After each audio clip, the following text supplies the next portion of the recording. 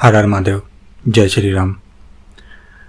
नवरात्रि चल रही हैं और आप लोग अपने अपनी साधनाओं में व्यस्त होंगे, अपने अपने पूजन वंदना में व्यस्त होंगे और माँ भगवती की कृपा प्राप्त कर रहे होंगे, ऐसी मुझे आशा है।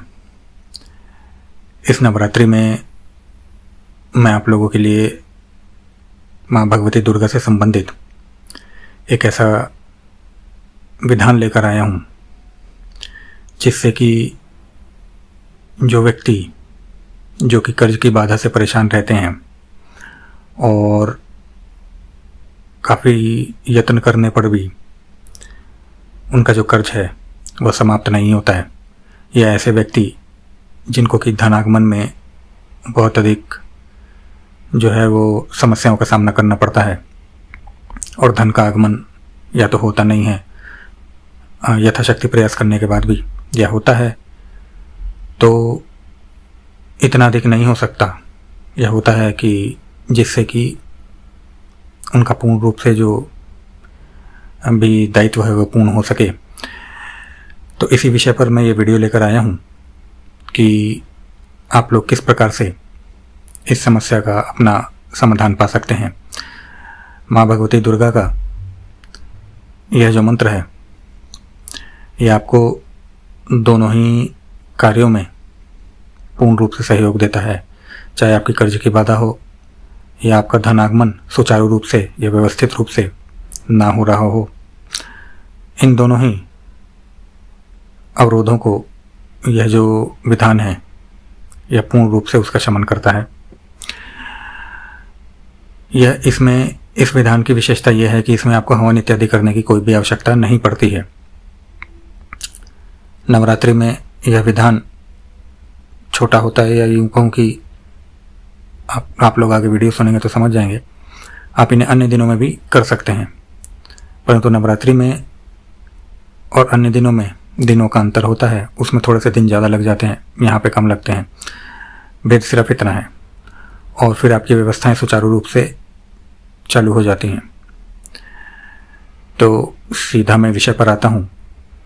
आप लोग यदि कर्ज की बाधा से संबंधित है तो इसमें जो मंत्र रहता है माँ भगवती का, उसका आप लोगों को केवल 108 माला जाप करनी होती है, वह भी केवल एक दिन जाप करना है। और आप लोगों की जो कर्ज की बाधा है, नवरात्रों की मैं बात कर रहा हूँ, उसमें आप लोगों को कर्ज की बाधा के लिए एक दिन जाप करना होता है। और यदि धन आगमन आपका सुचारू रूप से नहीं हो रहा होता है तो 3 दिन आप लोगों को 108 माला करके जाप करना होता है। अन्य दिनों में भी आप इसे कर सकते हैं, परंतु अन्य दिनों में यदि आपकी कर्ज की समस्या है तो आपको 3 से 5 दिन तक इसका जाप करना चाहिए। और धन आगमन की यदि समस्या है तो आप 7 से 11 दिन तक इसका जाप जो है वो चलता है और करने का विधान है। इसमें आप लोग नवरात्रि में जो आप लोगों ने माँ भगवती दुर्गा से संबंधित कोई चित्र या विग्रह जो स्थापित कर रखा होगा, या नहीं भी किया तो आप लोगों के पास चित्र होता होगा, तो आप लोग उस चित्र के आगे माँ की यथाशक्ति पूजा करके पूर्वाभिमुख होके इस मंत्र का जाप करेंगे। और इसको सूर्यास्त से पहले ही जाप करना है, सूर्यास्त के बाद इस मंत्र को जाप नहीं करना है। एक बैठक में आप लोगों को, जैसा मैंने बताया कि कर्ज की समस्या है तो केवल 108 माला, बाकी धनागमन के लिए 3 दिनों तक 108 माला, परंतु आपको एक बैठक में करना है। और इसमें आप लोगों को विशेष ख्याल ये रखना है कि आप लोगों को माँ भगवती को जो है इसमें जो वो धुनी है वो गूगल की धुनी देनी है। और इसमें यह आवश्यक नहीं है कि जब तक आपके मंत्र जाप चलें तब तक आप लोगों की वो धुनी प्रज्वलित रहनी चाहिए। आप लोगों को धुनी पे अपना ध्यान नहीं लगाना है, आप लोगों को मंत्रों पे अपना ध्यान लगाना है। और धुनी आपने प्रज्वलित कर दी, आपका कार्य खत्म है। भोग के लिए आप जो माँ भगवती को भोग चढ़ाते हैं, मिठाई फल इत्यादि जो भी आप अपनी इच्छा अनुसार जो चढ़ाते हैं वही इसमें पर्याप्त है। संकल्प आप लोग को पता ही है कैसे लेना है। इतना करने मात्र से इसमें हवन इत्यादि करने की और कोई भी आवश्यकता नहीं है।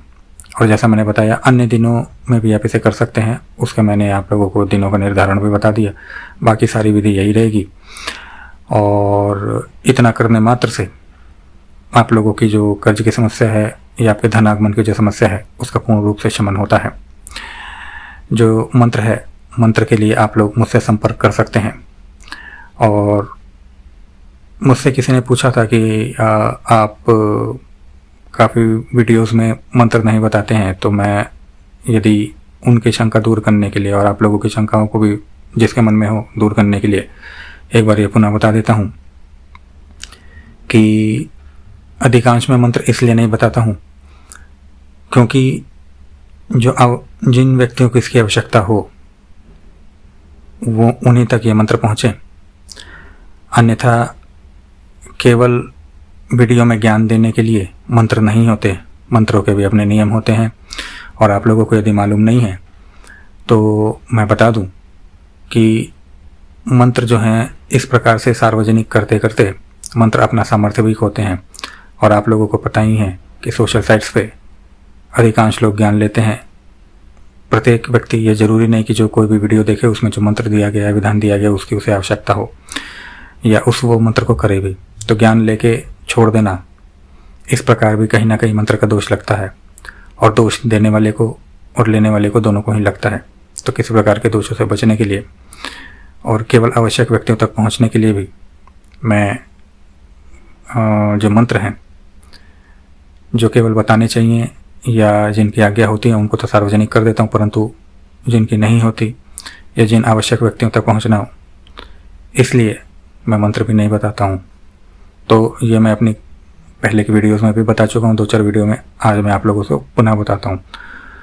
तो जिस भी व्यक्ति को इस विधान को करने की आवश्यकता है वह मुझसे संपर्क कर सकता है और जैसा वो अपनी समस्या बताएंगे उसके अनुरूप मंत्र उन्हें मैं बता दूंगा। आशा करता हूँ कि जिन व्यक्तियों को आवश्यकता है उनके लिए वीडियो जो है वो उपयोगी साबित होगी। इसी के साथ हर हर महादेव, जय श्री राम।